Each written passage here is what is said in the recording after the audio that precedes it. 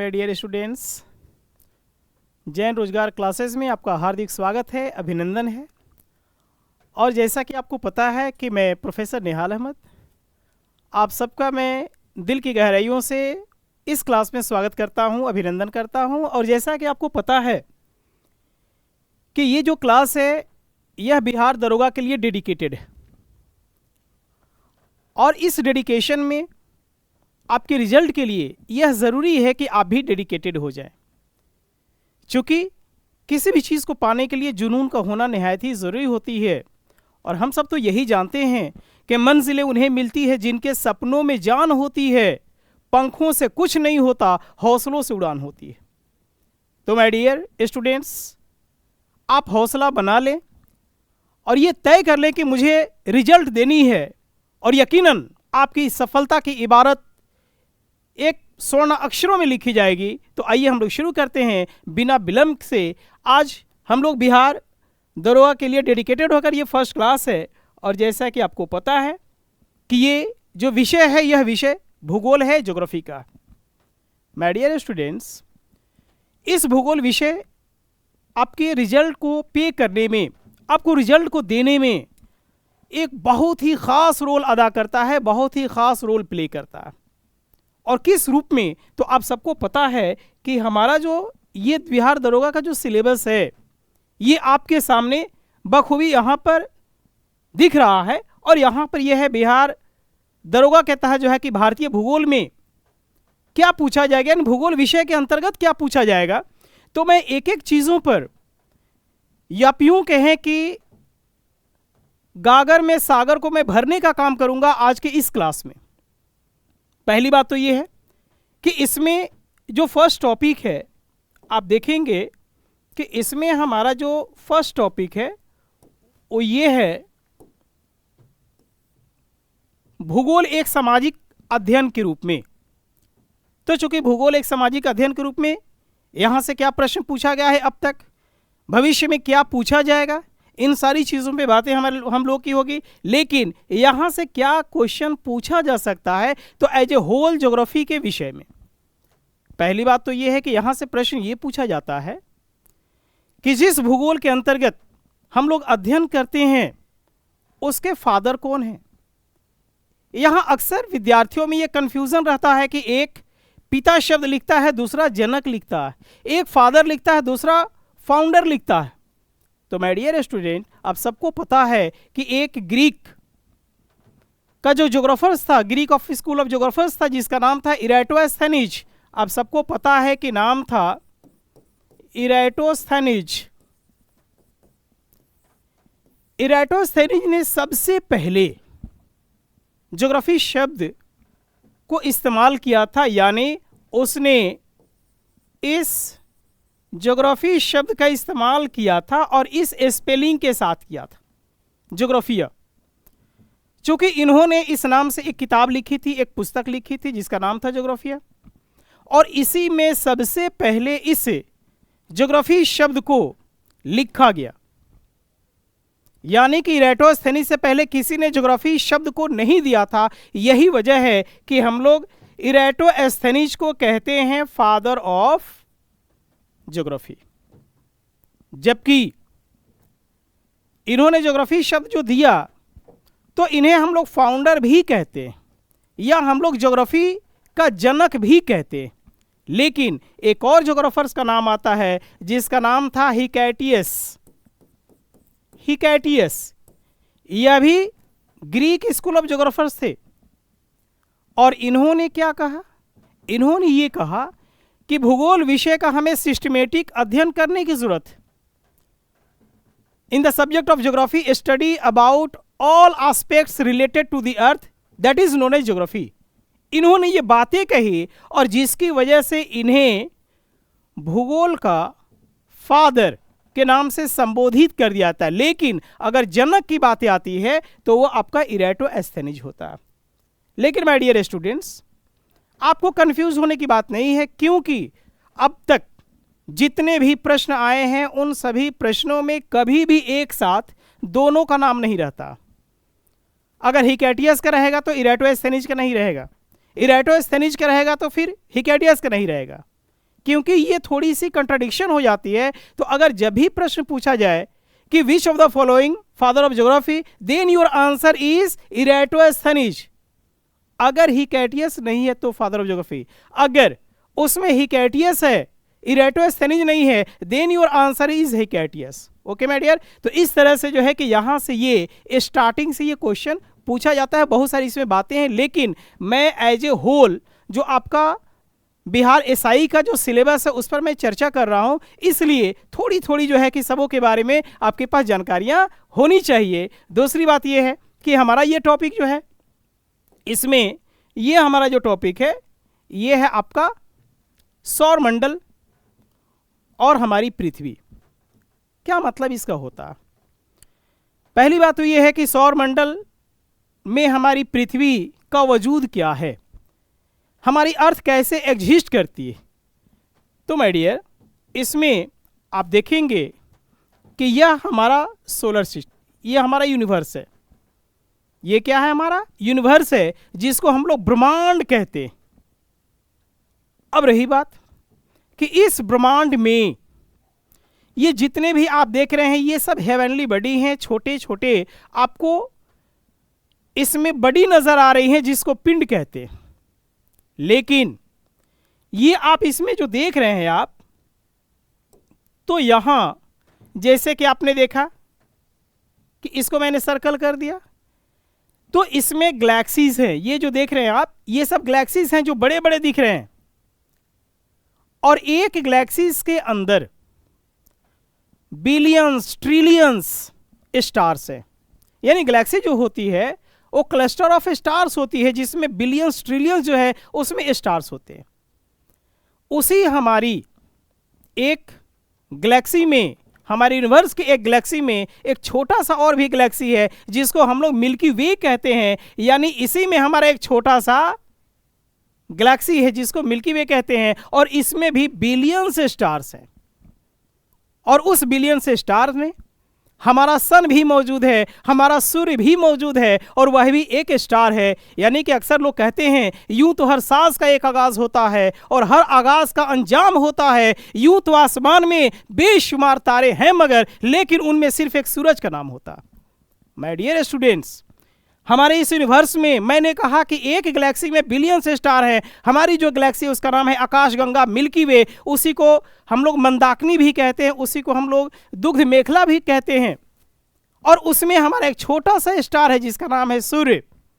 और वही सूर्य हमारी इस पृथ्वी पर जीवन देने के लिए जो है वह विख्यात है। उसी को हम लोग रवि, भास्कर, दीनानाथ अलग अलग नामों से जानते हैं। तो सोचिए कि एक छोटा सा स्टार हमारे जीवन का स्रोत है। लेकिन माय डियर, हम लोग ये देखते हैं कि यह भी 15 अरब वर्ष पहले, 15 बिलियन ईयर्स अगो, हमारा ये भी नहीं था, हमारा ये गैलेक्सी नहीं था, हमारा मिल्की वे नहीं था। लेकिन उस समय भी हमारा यूनिवर्स एग्जिस्ट करता था।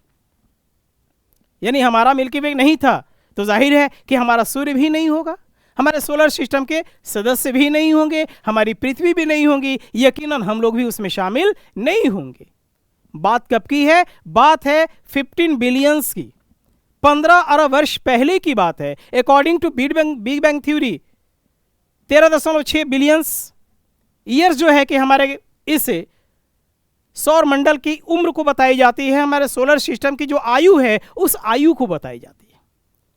यानी कि सबसे सटीक हमारे सोलर सिस्टम की ओरिजिन के लिए जो थ्योरी है उसका नाम है बिग बैंग थ्योरी।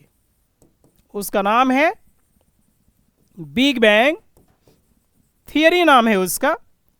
और इस बिग बैंग थ्योरी को देने वाला एक बेल्जियम का मैथमेटिशियन था, एक बेल्जियम का गणितज्ञ था जिसका नाम था एब जॉर्ज लेमेंटियर, जिसका नाम था एब George लेमेंटियर।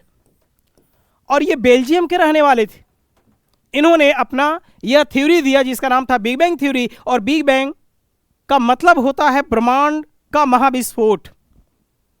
The literally meaning of big bang, explosion of our universe, a big explosion of our universe. यानी हमारे ब्रह्मांड का एक बहुत बड़ा विस्फोट, जिसको महाविस्फोट भी कह सकते हैं, उस तरह के महाविस्फोट हुआ और उसी महाविस्फोट के क्रम में हमारे सोलर सिस्टम की उत्पत्ति हुई थी।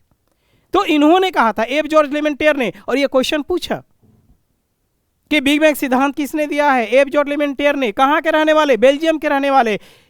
किस स्ट्रीम से थे? वो मैथमेटिशियन थे, और उन्होंने ये बातें कही, और आज उन्हीं के इस सिद्धांत को सबसे ज्यादा मान्यता प्राप्त। लेकिन जिस समय हमारा सोलर सिस्टम नहीं था, तो उस समय आखिर क्या था? तो चूंकि उस समय हम लोग देखते हैं कि हमारे इस यूनिवर्स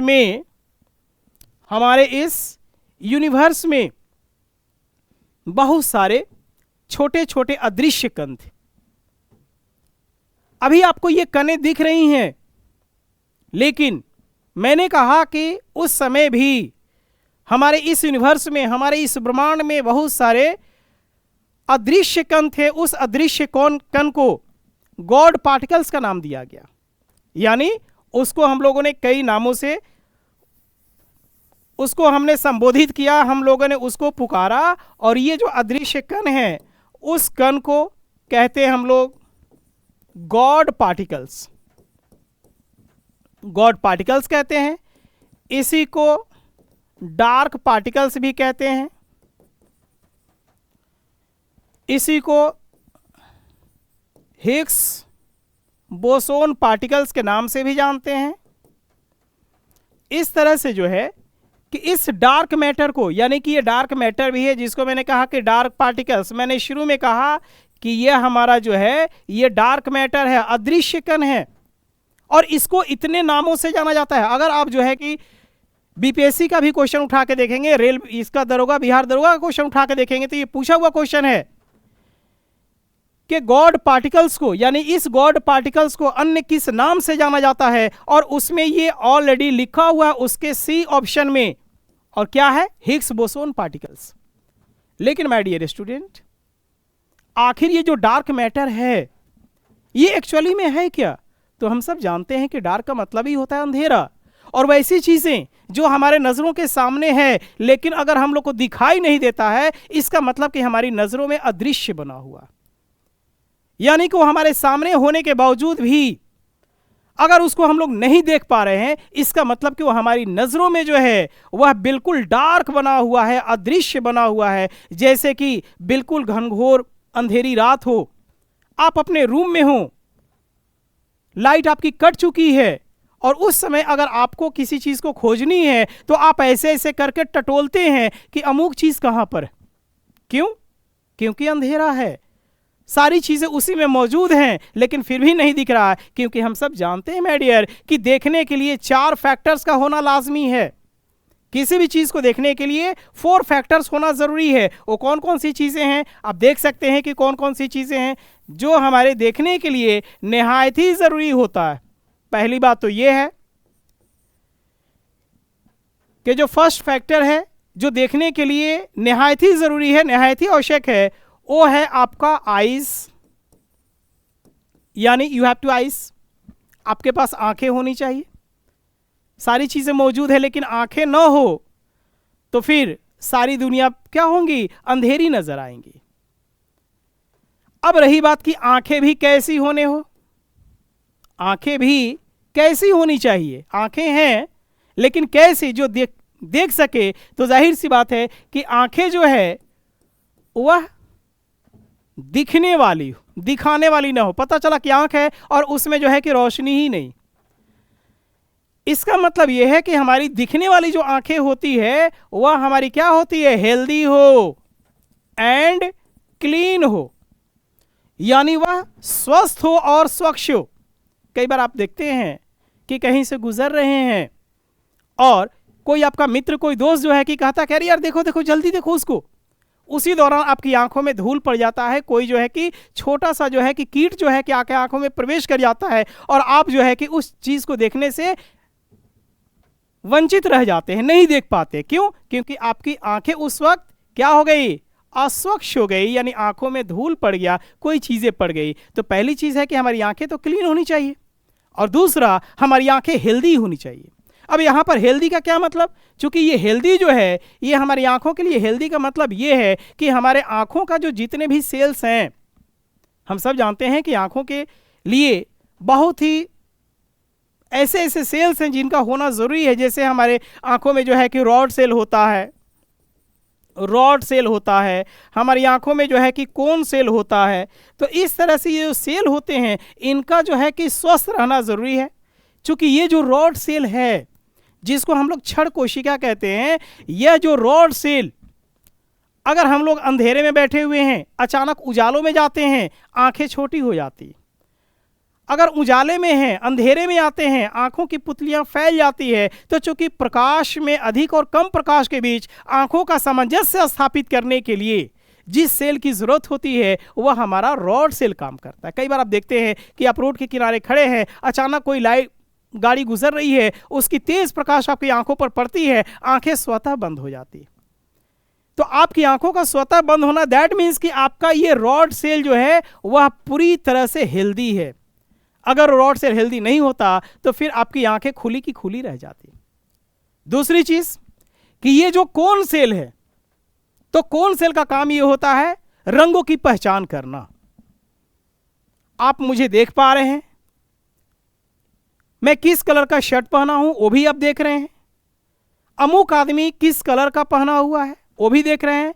क्यों? क्योंकि आपका यह कोन सेल जो है जिसको शंकु कोशिका कहते हैं, और यह शंकु कोशिका हेल्दी,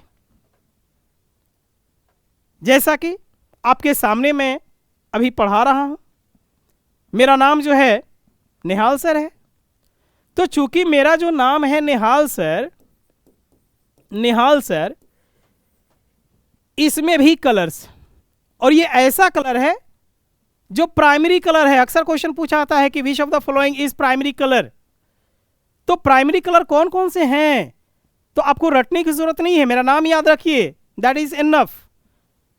नी से नीला, ह से हरा, ल से लाल, निहाल सर। यानी अगर प्राइमरी कलर याद रखनी है तो मेरा नाम याद रखिएगा निहाल सर। नीला, हरा और लाल ये प्राइमरी कलर है। मेरे नाम को छोड़कर यानी प्राइमरी कलर को छोड़कर, नीला, हरा और लाल को छोड़कर बाकी जितने कलर हैं वह जो है कि सब्सिडरी कलर होते हैं, पूरक रंग होते हैं। तो देखिए बातों बातों में जो है कि मैंने आपके अपने नाम से आपको जो है कि क्वेश्चन मैंने तैयार करवा दिया कि प्राइमरी कलर कौन कौन सा। और ये क्वेश्चन कई बार आपके दरोगा में पूछा हुआ क्वेश्चन है, ये बीपीएससी में पूछा हुआ क्वेश्चन है, यूपीएससी में क्वेश्चन पूछा हुआ है, लेकिन उसके लिए याद करने की बिल्कुल जरूरत नहीं है, मेरा नाम याद रखिए वही काफी है। तो मैंने कहा कि हमारी आंखों का यह हेल्दी होना, स्वस्थ होना बहुत ही जरूरी है, क्योंकि हम सब जानते हैं कि जब किसी वस्तु को हम लोग देखते हैं तो उस वस्तु का प्रतिबिंब हमारे रेटिना पर बनता है। और ये क्वेश्चन बार बार पूछा जाता है कि किसी वस्तु का प्रतिबिंब कहां बनता है, तो रेटिना पर बनता है, जबकि हम लोग आंखों का दान कॉर्निया का करते हैं। तो मेरे कहने का मतलब यह है कि किसी चीज को अगर हमें देखनी है तो हमें 4 फैक्टर्स के तहत हम लोग देख पाते हैं। पहला तो हमारा हो गया आंख यानी आइस, दूसरा हो गया लाइट। कोई भी चीजें हमें बेहतरीन तरीके से तब दिखाई देती हैं जब उस वस्तु पर प्रकाश पड़े। जैसे कि आप मुझे देख रहे हैं, मेरे शरीर पर, बोर्ड पर, सारी चीजों पर रोशनी पड़ रही है, यह रोशनी रिफ्लेक्ट हो रही है, रिफ्लेक्ट होकर वह आपके रेटिना पर उसका इमेज बन रहा है। तो जाहिर सी बात है कि अगर लाइट ना हो, इस स्टूडियो का लाइट अचानक कट जाए, हमारा जो सूर्य है सूर्य पर ग्रहण लग जाए, 1 घंटे के लिए लग जाए, तो समझिए कि पूरा हमारा भारतवर्ष जो है, अगर पूरे भारतवर्ष को कवर कर रहा है तो पूरा भारतवर्ष हमारा जो है घनघोर अंधेरे में डूब जाएगा, यदि आर्टिफिशियल लाइट का भी कोई सोर्सेज न हो तो सोचिए कि लाइट का क्या महत्व है। तो यानी कि लाइट का होना निहायत ही जरूरी है। और जो तीसरा फैक्टर है जो किसी भी चीज को देखने के लिए जरूरी होता है, वह होती है कि जिस वस्तु को हम लोग देख रहे हैं वह वस्तु हमारी आंखों से उसका मिनिमम डिस्टेंस कितना है। तो किसी भी वस्तु को स्पष्ट रूप से देखने के लिए मिनिमम डिस्टेंस जो है 25 सेंटीमीटर होनी चाहिए। अगर 25 सेंटीमीटर से वह वस्तु कम दूरी पर है तो उस वस्तु का इमेज हमारे रेटिना पर नहीं बनेगा। जैसे आप किताबें पढ़ते हैं, किताबों को दूर से ऐसे पढ़ रहे हैं, बिल्कुल क्लियर पढ़ रहे हैं, लेकिन जैसे ही किताबों को आंख के पास सटा के पढ़ेंगे कुछ भी दिखाई नहीं देगा। इसका मतलब यह है कि किसी वस्तु को स्पष्ट रूप से देखने के लिए मिनिमम डिस्टेंस जो होना चाहिए 25 सेंटीमीटर होनी चाहिए। और जो चौथा फैक्टर है माय डियर स्टूडेंट्स, वो ये है कि कोई भी वस्तु, भले ही हमारी आंखें हेल्दी है, क्लीन है, भले ही उस वस्तु पर लाइट भी पड़ रही है, भले ही वह वस्तु न्यूनतम दूरी 25 सेंटीमीटर भी है, लेकिन उसके बावजूद भी वह वस्तु हमें दिखाई नहीं दे सकती है। क्यों? यदि वह वस्तु 1/10 सेकेंड से 1/16 सेकेंड के भीतर अगर वह वस्तु हमारे यहां से गुजर जाए, यानी 1/10 से 1/60 सेकेंड के भीतर अगर वस्तु यहां से तुरंत गुजर जाए तो उस वस्तु का इमेज हमारे रेटिना पर नहीं बनेगा। तो माय डियर स्टूडेंट, मैंने कहा कि किसी चीज को देखने के लिए ये 4 फैक्टर्स का होना निहायत ही जरूरी है। अब चूंकि ये जो 4 फैक्टर्स हैं, तो इसमें हम लोग ने देखा कि चूंकि हमारा जो यूनिवर्स था तो उसमें मैंने कहा कि अदृश्य कण थे जिसको हम लोग देख नहीं पाते हैं। जैसे कि इसी जगह पर या आप जहां पर हैं, जहां से देख रहे हैं, वहां पर बहुत सारी ऐसी चीजें हैं जिसको आपके नजरों के सामने है फिर भी नहीं देख पा रहे हैं। जैसे आपके रूम में बहुत सारे डस्ट होंगे, नहीं देख पा रहे होंगे, लेकिन जैसे ही अंधेरा कमरा हो और सूरज की रोशनी वेंटिलेटर से, खिड़की से आपके घर में प्रवेश कर रही हो, तो उस रोशनी पर असंख्य जो है कि छोटे छोटे डस्ट पार्टिकल्स तैरते हुए नजर आएंगे। क्यों? क्योंकि उस पर रोशनी पड़ रही है। दूसरी बात कि आपके रूम में जहां पर है बहुत सारे एलिमेंट्स हैं जिसको आप नहीं देख पा रहे हैं, जैसे ऑक्सीजन है, CO2 है, नाइट्रोजन है, आर्गन है, बहुत सारी गैसें, लेकिन आप किसी को नहीं देख पाते हैं। अगर देख पाते कि यहाँ पर ये ऑक्सीजन है, वहाँ पर CO2 है, वहाँ पर अमुक गैस है, तो आप याद कीजिए पेंडेमिक कोरोना के दौरान, कोविड-19 के दौरान अगर ये देखने की हम लोग की कैपेबिलिटी होती कि ये ऑक्सीजन है, तो आपस में ही जो है कि जंग छिड़ जाता कि मुझे ऑक्सीजन लेनी है, मुझे लेनी है। लेकिन ये सारी चीज़ें यहाँ मौजूद है, उसके बावजूद भी नहीं देख पा रहे हैं। तो माय डियर स्टूडेंट्स, इसमें भी ये अदृश्य कणें मौजूद हैं, लेकिन हम लोग की वो कैपेबिलिटी नहीं थी कि हम लोग जो है कि इसको देख पाएँ। लेकिन एक्चुअली में ये डार्क जो मैटर था, ये क्या था? तो एक्चुअली में ये हाइड्रोजन के छोटे छोटे न्यूक्लियस थे। और हम सब जानते हैं कि जब दो हाइड्रोजन के छोटे न्यूक्लियस आपस में मिलते हैं तो उस क्रिया को न्यूक्लियर फ्यूजन कहते हैं, नाभिकीय संलयन कहते हैं। और नाभिकीय संलयन के दौरान अपार मात्रा में ऊर्जा मुक्त होती है। उसी दौरान हमारे इस यूनिवर्स में एक भयंकर सा विस्फोट होता है, और इसी विस्फोट के क्रम में हमारे सोलर सिस्टम की ओरिजिन होती है, हमारे सोलर सिस्टम की उत्पत्ति होती है। और ये एक भयंकर विस्फोट के बाद हमारा ये सोलर सिस्टम वजूद में आ गया। अब रही बात कि हमारा जो सोलर सिस्टम है, इस सोलर सिस्टम का जो मुखिया है, जो मुख्य सदस्य है, चीफ मेंबर है, उसका नाम है सूर्य। यानी उसका नाम क्या है? उसका नाम है सूर्य। जो आप देख रहे हैं यहां पर जो आप देख पा रहे हैं, तो ये हमारा है सन। ये क्या है हमारा? यहां पर ये सन, ये चीफ मेंबर है। ये क्वेश्चन पूछा हुआ दरोगा में, बीपीएससी में, यूपीएससी में, सारी चीजों में कि हमारी सोलर सिस्टम का चीफ मेंबर कौन सा है, मुख्य सदस्य कौन सा है, मुखिया कौन सा है, प्रधान कौन सा है? Then your answer is our sun, हमारा सूर्य। ये मुख्य सदस्य है। और जो मुख्य होता है, जो प्रमुख होता है, उसी के इर्द गिर्द जो है सारे सदस्य घूमते रहते हैं। तो माय डियर, ये जितने भी सदस्य हैं हमारे सोलर सिस्टम के, चाहे वो हमारा मरकरी हो, चाहे हमारा वीनस हो, या हमारी अर्थ हो, या मार्स हो, या जुपिटर हो, या फिर सैटर्न हो, या यूरेनस हो, या नेपच्यून हो, these are the planets of our solar system. ये सब के सब हमारे सोलर सिस्टम के सदस्य हैं, ये ग्रह हैं। और जो ग्रहों की परिक्रमा करते हैं वो सैटेलाइट्स हैं, जिसको मून्स कहते हैं, जिसको उपग्रह कहते हैं। और माय डियर, एक चीज और आप बात को जान जाएं कि हमारे ये जो सोलर सिस्टम के जो प्लैनेट्स हैं, टोटल नंबर ऑफ जो प्लैनेट्स हैं वो 8 है। ग्रहों की कुल संख्या 8 है। और इन 8 ग्रहों में जो सबसे बड़ा ग्रह है, जिसको जुपिटर कहते हैं, जिसको बृहस्पति कहते हैं, तो वह हमारा बृहस्पति यहां पर है। और जो सेकंड जो लार्जेस्ट प्लैनेट है उसका नाम है सैटर्न, यानी इट हैज ए रिंग्स। इसके पास जो है कि 10 रिंग्स हैं, 10 चलने हैं जो इसके चारों तरफ घूम रहे हैं। तो ये सेकेंड लार्जेस्ट प्लैनेट है। लेकिन आज के डेट में एट टूडेज इसके पास, इस सैटर्न के पास टोटल नंबर ऑफ जो मून्स हैं वह है आपको 146। It has total number of moons 146 before 23 मई 2023।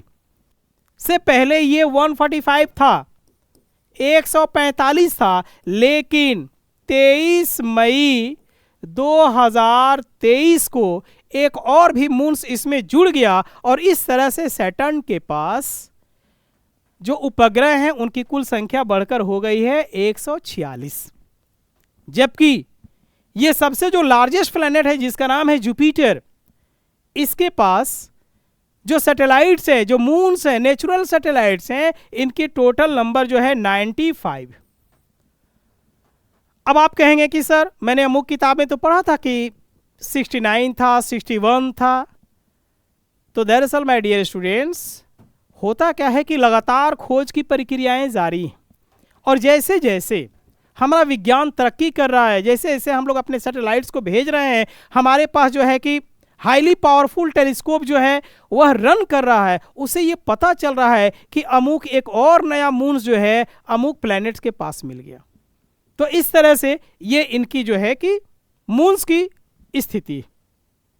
लेकिन अगर ये क्वेश्चन आपसे पूछा जाए कि इनमें से कौन सा ऐसा ग्रह है जिस ग्रहों के मून्स को शेफर्ड मून्स कहा जाता है, शेफर्ड मून्स कहा जाता है, और इसमें मान लिया कि दे दिया मार्स, दे दिया जुपिटर, दे दिया सैटर्न, दे दिया यूरेनस, दे दिया, और पूछ दिया कि शेफर्ड मून्स किस ग्रह के पास है, then your answer is Saturn.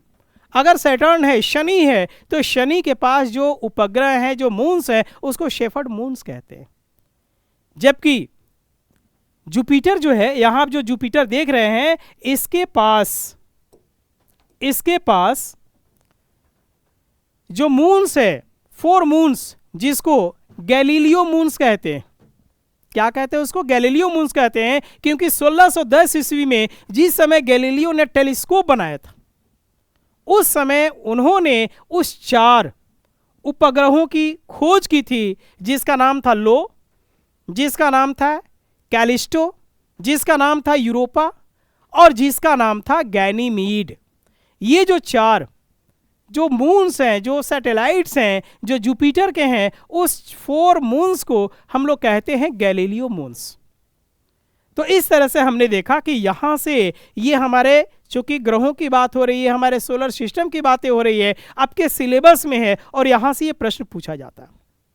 दूसरी चीज माय डियर, दूसरी बात यह है कि यहां पर हम लोग देख रहे हैं कि हमारा सन है और सन के सबसे नियरेस्ट हमारा मरकरी, जिसको हम लोग बुध कहते हैं, यानी 5.7 करोड़ किलोमीटर के डिस्टेंस पर हमारा ये मरकरी है जो सन से, जबकि 10.6 करोड़ किलोमीटर के डिस्टेंस पर हमारा ये वीनस है। यानी जितना डिस्टेंस हमारे सन से इस मरकरी की है, उसे ठीक डबल डिस्टेंस पर हमारा यह वीनस की मौजूदगी।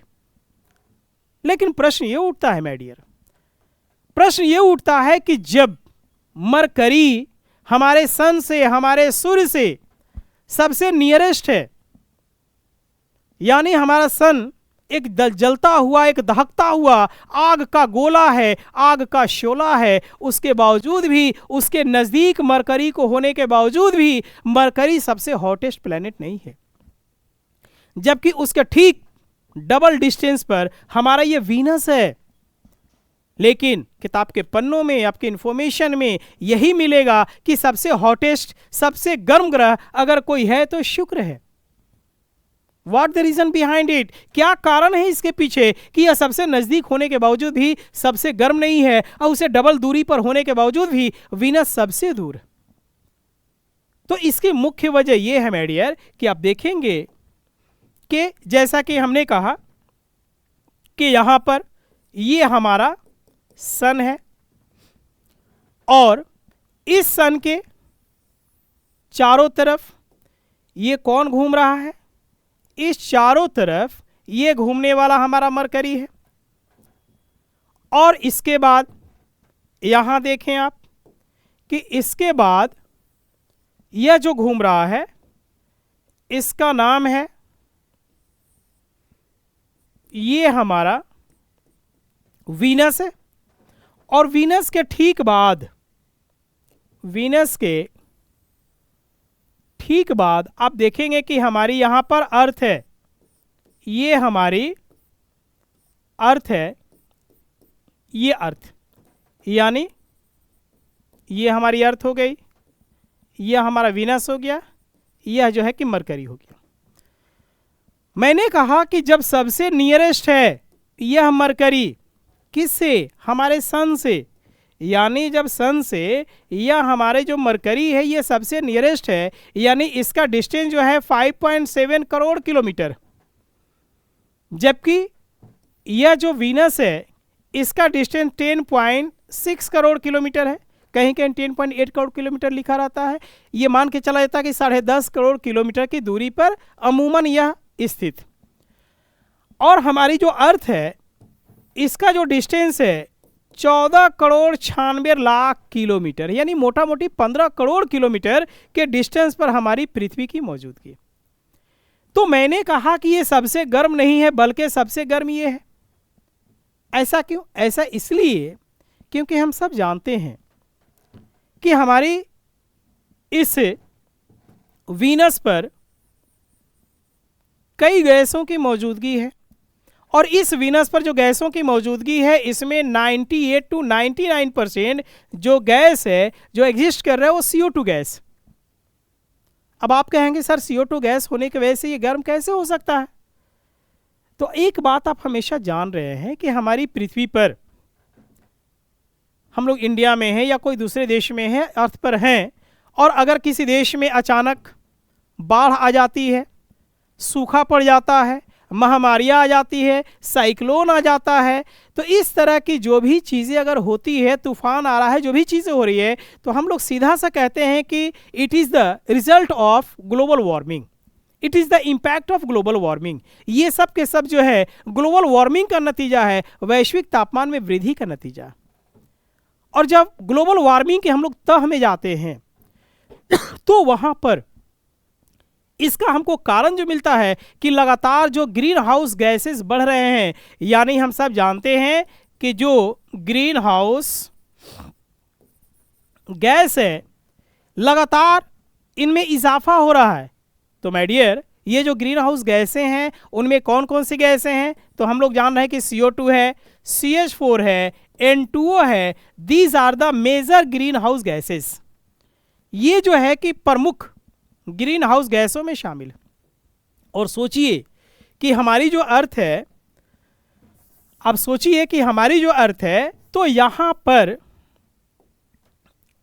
पर अब देखिएगा कि हमारी जो अर्थ है इसके पास हमारे एटमॉस्फेयर में, पृथ्वी के एटमॉस्फेयर में जो गैसें हैं उन गैसों में सबसे ज़्यादा 78% नाइट्रोजन हो गया, 20.8% ऑक्सीजन हो गया, 0.93% आर्गन हो गया, और 0.03% CO2 हो गया।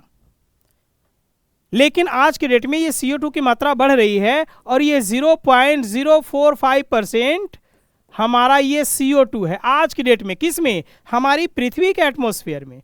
यानी हमारी इस पृथ्वी के एटमॉस्फेयर में हमारा जो CO2 गैस एग्जिस्ट कर रहा है वह सिर्फ 0.045% है, यानी अभी भी 0.5% नहीं है, अभी भी आधा प्रतिशत नहीं है। उसके बावजूद भी इस आधे प्रतिशत से कम का भी नतीजा ये है कि हम लोग कहते हैं कि ग्लोबल वार्मिंग हो रही है, वैश्विक तापमान में वृद्धि हो रही है। और नतीजा क्या हो रहा है कि ये ग्रीष्म ऋतु में, समर सीजन में शरीर को जला देने वाला हीट जो है वह जनरेट कर रहा।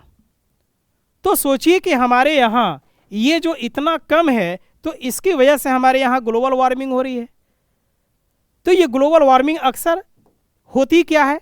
तो जैसा कि देखिए कि ये हमारा सन है, यहाँ पर ये हमारा सन है और ये हमारी अर्थ है।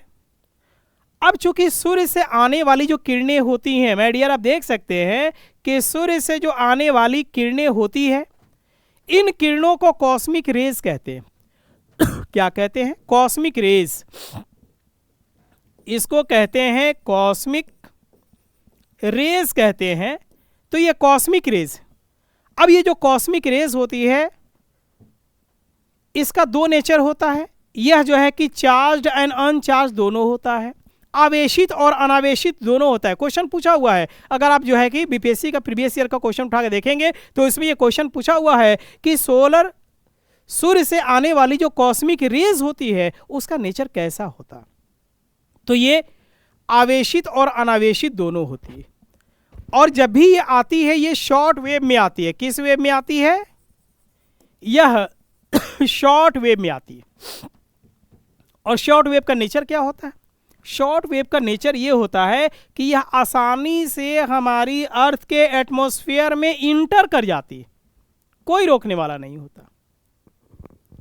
लेकिन जैसे ये अंदर आ जाती है कॉस्मिक किरणें, अब चूंकि हमारे अर्थ के एटमॉस्फेयर में लगातार CO2 बढ़ रहा है, तो ये CO2 गैसें क्या करती हैं कि पृथ्वी पर ये चारों तरफ से हमारी पृथ्वी को कवर कर लेती हैं। क्या है ये? ग्रीन हाउस गैसें हैं। CO2 है, CH4 है, N2O है। These are the covered of our earth. ये पृथ्वी को चारों तरफ से कवर्ड कर लेती है।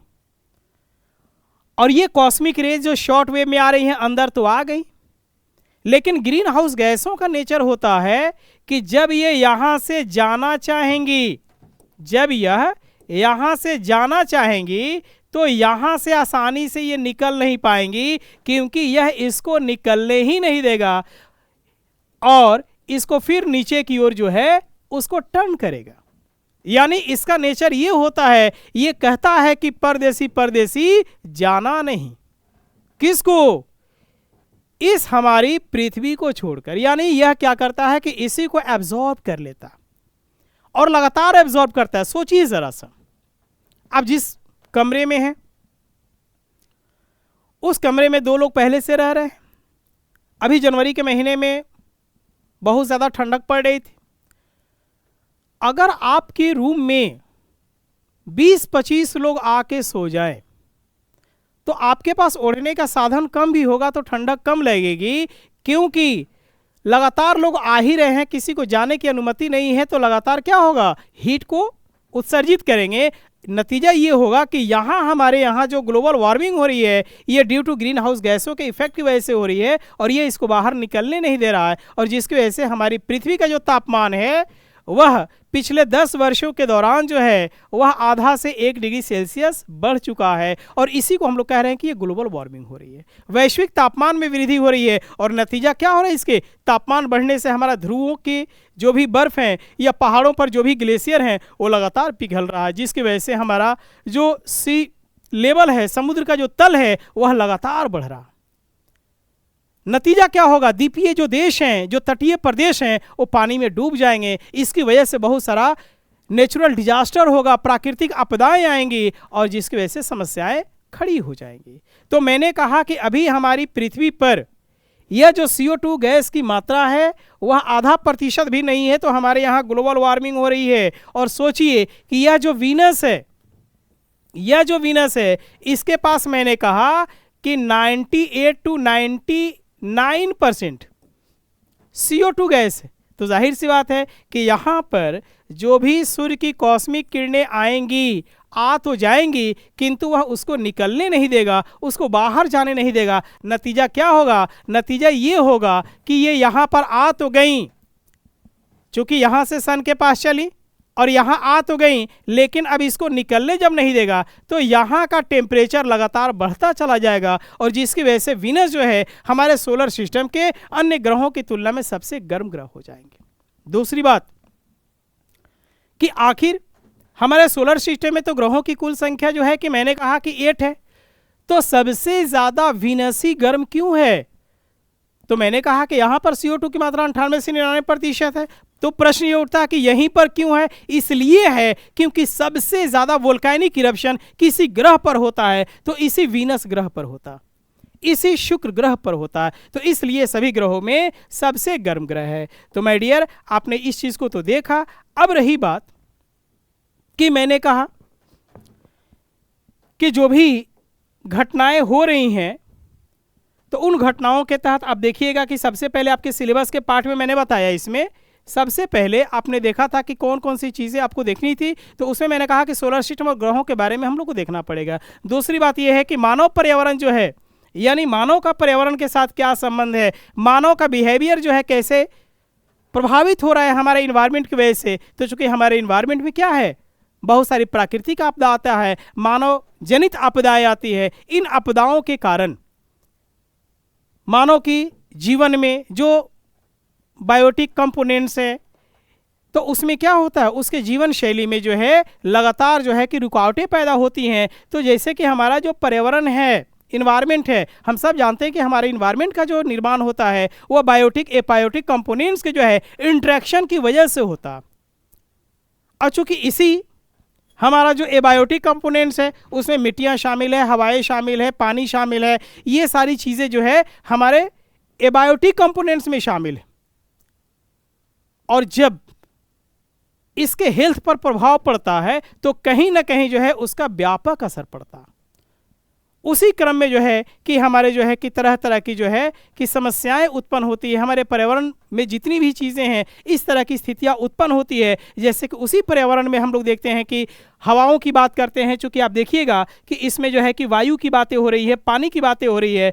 तो चूँकि हमारी इस पर्यावरण का ही जो है ये सब कंपोनेंट्स हैं, और इस हमारे कंपोनेंट्स में वायु में आप देखेंगे कि हमारी जो हवाएं होती है, वायु जो होती है, तो हम सब जानते हैं कि हमारी पृथ्वी पर चलने वाली जो हवाएं होती है वो परमानेंट विंड होता है, सेमी परमानेंट विंड होता है, उसमें हमारा क्या होता है, ब्रीज होता है, उसमें हमारा लोकल विंड होता है। उसी जैसे कि मैं एक एग्जांपल के तहत मैं बता रहा हूँ कि ये जो वायु है उसमें एक लोकल विंड होता है। और जैसे कि आप आएंगे यहाँ देखेंगे कि ये जैसा कि वर्ल्ड का मानचित्र है, इसमें आपने देखा यहाँ पर कि ये अफ्रीका है, और मैं ये बता रहा हूँ कि जो हवाएं चलती हैं उन हवाओं का क्या रोल होता है। अब जैसे कि आप सबको पता है कि यहाँ एक डेजर्ट है, इस डेजर्ट का नाम है सहारा डेजर्ट। यह जो सहारा डेजर्ट है, यह जो सहारा डेजर्ट है, यह विश्व का सबसे बड़ा मरुस्थल है। चूंकि मरुस्थल दो तरह का होता है, गर्म मरुस्थल और शीत मरुस्थल, यानी एक होता है वार्म और दूसरा होता है कोल्ड। तो ये सब के सब वार्म है, ये सब के सब गर्म मरुस्थल है। और इस गर्म मरुस्थल से जो हवाएं चलती हैं तो कई तरह की हवाएं चलती। इसमें एक ऐसी हवा चलती है जो यहां से चलकर इटली तक पहुंचती है, और इस हवा को कहते हैं सिरक्को। क्या कहते हैं इसको? इसको हम लोग कहते हैं सिरक्को, इसको हम लोग कहते हैं सिरक्को। तो चूंकि ये हवा जो चलती है और ये भूमध्य सागर को पार करने के बाद इटली में यहां पर पहुंच रही है, और इटली में जब बारिश होती है तो उस बारिश को ब्लडी रेन कहते हैं, खून की वर्षा कहते हैं। अब प्रश्न ये उठता है, ये क्वेश्चन पूछा हुआ, तो चूंकि मैंने कहा कि सिलेबस में आपको वायु भी पढ़नी है तो उसमें यह भी वायु है, लेकिन ये क्या है, स्थानीय पवन है, लोकल विंड है। और यह जो यहाँ जा रही है इटली में, और इटली में जाने के बाद खून की बारिश कर रही है, ब्लडी रेन कर रहा। तो ये ब्लडी रेन क्या होता है भाई? और जैसे ये क्वेश्चन आता है आपके एग्जाम्स में, बिहार दरोगा में आएगा, अलग कॉम्पिटिटिव एग्जाम्स में आएगा, और पूछेगा कि कौन सी ऐसी हवा है जिसे खून की वर्षा होती है, तो आपका आंसर होगा सिरक्को। लेकिन क्यों? वो इसलिए क्योंकि ये जो सहारा मरुस्थल है, इस सहारा मरुस्थल में जो बालू के कणे हैं वे बालू के कण लाल रंग के हैं, और ये हवाएं जब अपने साथ चलती हैं तो इन लाल लाल रंग के बालू के कणों को उड़ाती हुई ले जा रही हैं, और ये जो है कि यहाँ पर ले जाकर इटली में जब भूमध्य सागर को पार करती है, यहाँ भूमध्य सागर है, अब देखिएगा कि यहाँ पर ये भूमध्य सागर है, और भूमध्य सागर को जब यहाँ से ये हवाएं चलती हैं, पार करती हैं, तो ये मॉइस्चर को गेन कर लेती हैं, और जैसे यहाँ जाती हैं तो चूंकि इन हवाओं में लाल रंग के बालू के कणों की भी मौजूदगी थी, और जब बारिश होती है तो बारिश के साथ साथ जो है लाल रंग के बालू के कण भी वहाँ पर बिछ जाते हैं, और जब लोग बाहर निकलते हैं तो कहते हैं कि लगता है कि ये वर्षा नहीं हुई है बल्कि खून की बारिश हुई है। जैसा कि आप देखिएगा कि अगर कोई हवाएं गर्म हो, या अगर आप जाड़े के दिनों में सुबह सुबह ट्यूशन जा रहे हैं कहीं पर, तो जैसे आप जाते हैं तो आपका शरीर गर्म है, स्वेटर पहने हुए हैं, टोपी पहने हुए हैं, और जिस रास्ते से होकर गुजर रहे हैं तो वहाँ पर फॉगी वेदर है, और जहाँ उतरते हैं तो देखते हैं कि आपके टोपी में, आपके जैकेट में, आपके स्वेटर में वह जो है कि कुहासा लग गया है, झाड़ते हैं तो पानी टपकता है। क्यों? क्योंकि शरीर गर्म है, स्वेटर गर्म है, और वह हर गर्म चीज़ें जो है मॉइस्चर को एब्जॉर्ब करती हैं, मॉइस्चर को खींचती हैं। तो जिसकी वजह से क्या हुआ, आपके साथ जो है वह मॉइस्चर एब्जॉर्ब हो गया। उसी तरीका से ये हवाएं जो गर्म है यहाँ से जब चल रही हैं, और इसके साथ पहले से ही लाल रंग के बालू के कण मौजूद थे, भूमध्य सागर को पार करती हैं, तो फिर मॉइस्चर को गेन करती हैं, और इस तरह से यहाँ पर बारिश होती है तो वर्षा जल के साथ वह बालू के कण भी बिछ जाते हैं। उसी को कहते हैं कि ब्लडी रेन, यानी खून की बारिश हुई है। इस तरह से अनगिनत इस तरह की हवाएं हैं जिससे क्या होता है, कोई हिमभक्षी पवन है, आइस ईटर विंड है, कोई डॉक्टर विंड है, तो अलग अलग नामों से जाना जाता है। जैसे जैसे हम लोग ये टॉपिक को हम लोग बढ़ाएंगे वैसे वैसे एक एक चीज़ समझ में आएगी। अभी केवल मैं हल्का फुल्का केवल सिलेबस पर जो है कि आपको फोकस कर रहा हूँ।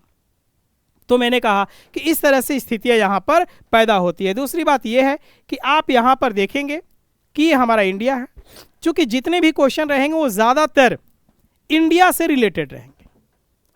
तो चूंकि आप देख रहे हैं कि हमारा इंडिया है, और हमारी इंडिया की जो मौजूदगी है, तो चूंकि आप देखिएगा, ये देखिए,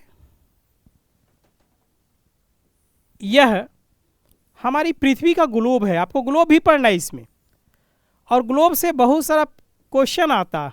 ये देखिए, ये हमारी एक अर्थ का मॉडल है, ये ग्लोब।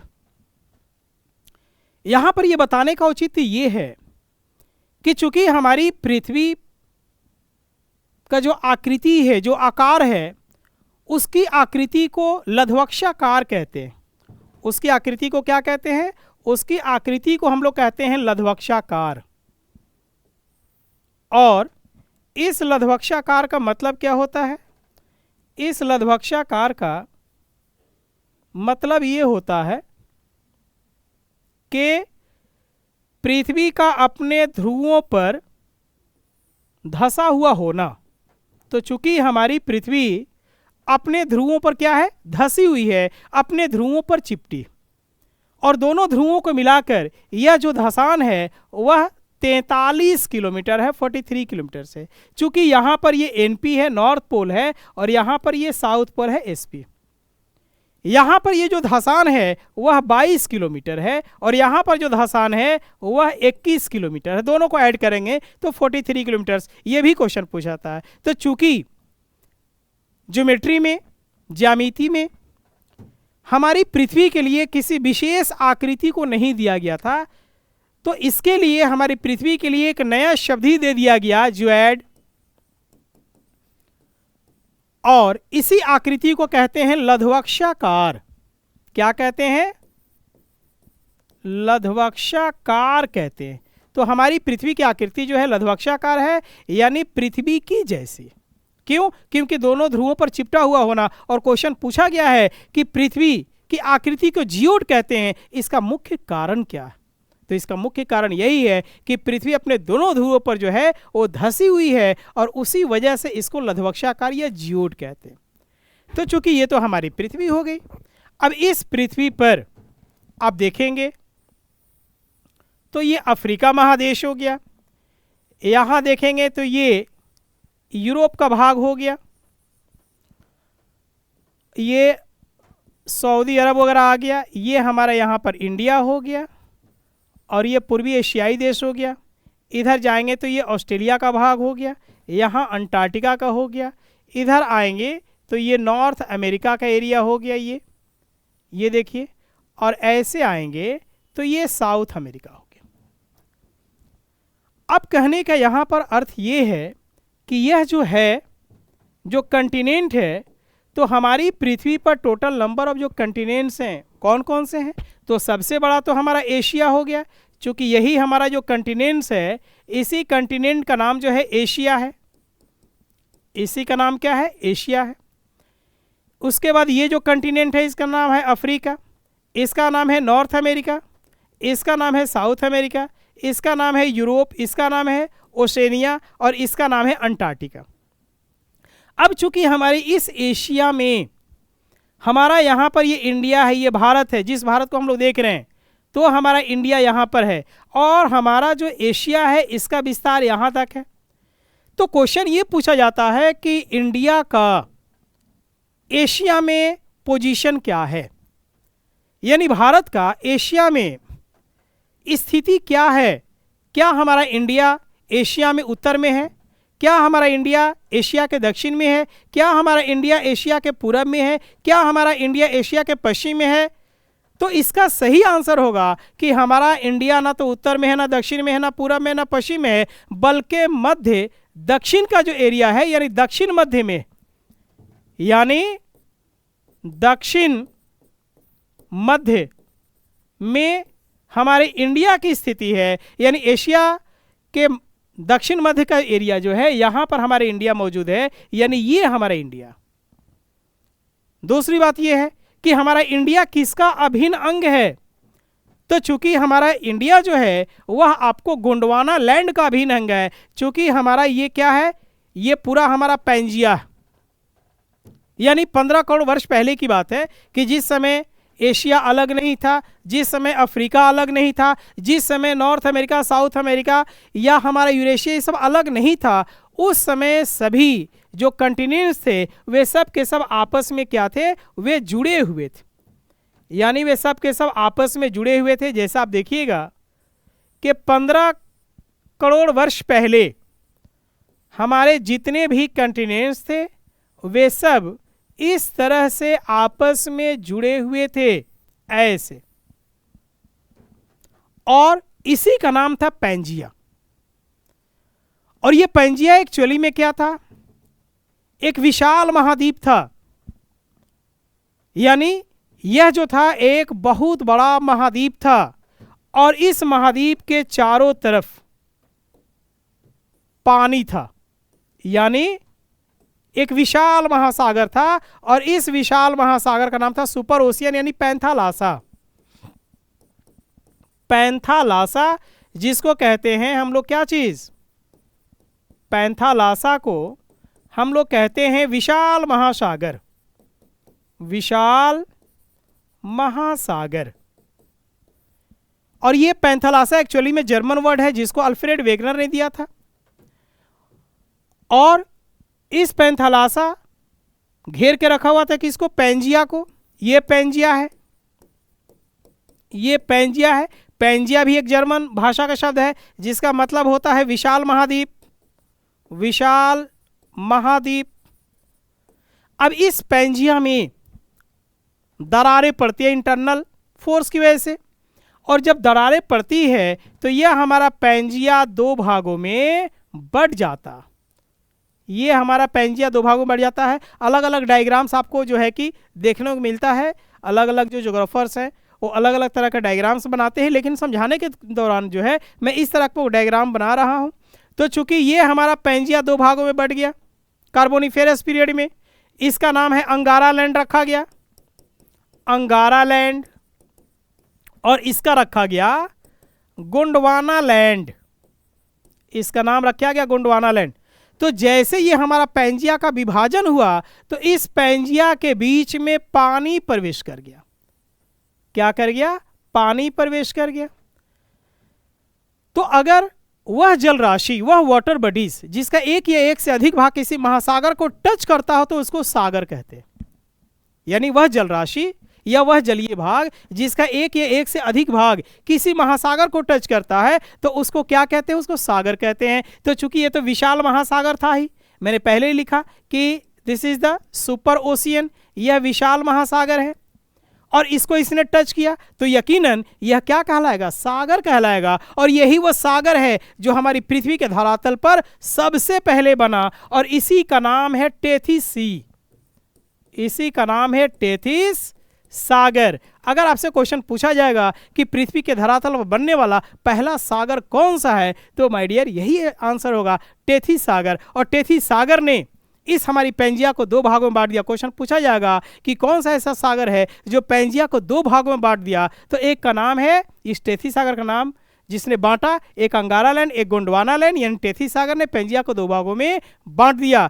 अब चूंकि ये अंगारा लैंड के टूटने से बना नॉर्थ अमेरिका, इसके टूटने से बना आपको यूरोप और ज्यादातर एशियाई भाग, लेकिन ये गोंडवाना लैंड है, और जब गोंडवाना लैंड टूटेगा तो इससे बनेगा हमारा प्रायद्वीपीय भारत, यानी पेंसुला इंडिया बनेगा, अफ्रीका बनेगा, साउथ अमेरिका बनेगा, ऑस्ट्रेलिया बनेगा और अंटार्कटिका बनेगा। यानी हमारा भारत किसका अभिन्न अंग है, तो माय डियर हमारा भारत जो है यह गोंडवाना लैंड का अभिन्न अंग है। क्वेश्चन ये पूछा जाएगा, गोंडवाना लैंड का अभिन्न अंग है, और यह क्वेश्चन पूछा भी जा चुका है कि इनमें से कौन सा जो अंगारा लैंड का भाग नहीं है, उसमें दे देगा भारत, उसमें दे देगा आपको श्रीलंका, उसमें दे देगा मेडागास्कर, उसमें दे देगा चीन। तो चीन जो है गोंडवाना लैंड का अभिन्न अंग नहीं है, वह यूरेशियाई भाग है। तो ये सारी चीज़ें आपके सिलेबस में बारी बारी से आएंगी, और आप देखेंगे कि इस तरह से जो है कि बहुत सारी चीज़ों को हम लोग देखेंगे, स्टेप टू स्टेप देखेंगे। लेकिन आज का ये क्लास जो है केवल यह बताने के लिए था कि आपके जो सिलेबस है उस सिलेबस में क्या क्या उसमें शामिल हैं। इसलिए आप कंटिन्यू क्लास में जुड़ते रहें, और अगले क्लास में बिल्कुल मैं एक एक टॉपिक के साथ जो है कि मैं बताऊंगा, पढ़ाऊंगा, उसमें देयर इज़ नो शॉर्टकट। तो उसमें बिल्कुल मैं एकदम स्टेप टू स्टेप मैं बताने की आपको कोशिश करूंगा। और यकीन मानिए कि अगर लगातार आपने मेरा क्लास कर लिया, यहाँ की टीम का क्लास कर लिया, तो चाहे यूपीएससी हो या कोई भी कॉम्पिटिटिव एग्जाम हो, आप यकीनन उसको क्रैक कर देंगे। क्योंकि जो भी क्वेश्चन आता है हम लोग यहाँ पर कंसेप्ट के साथ बताते हैं और एविडेंस के साथ बताते हैं, और वही क्वेश्चन आपके एग्जाम में पूछे जाते हैं। तो इसलिए हम लोग मिलते हैं नेक्स्ट क्लास में, और आपका इंतज़ार रहेगा। Thank you very much. जय हिंद, जय भारत। Thank you.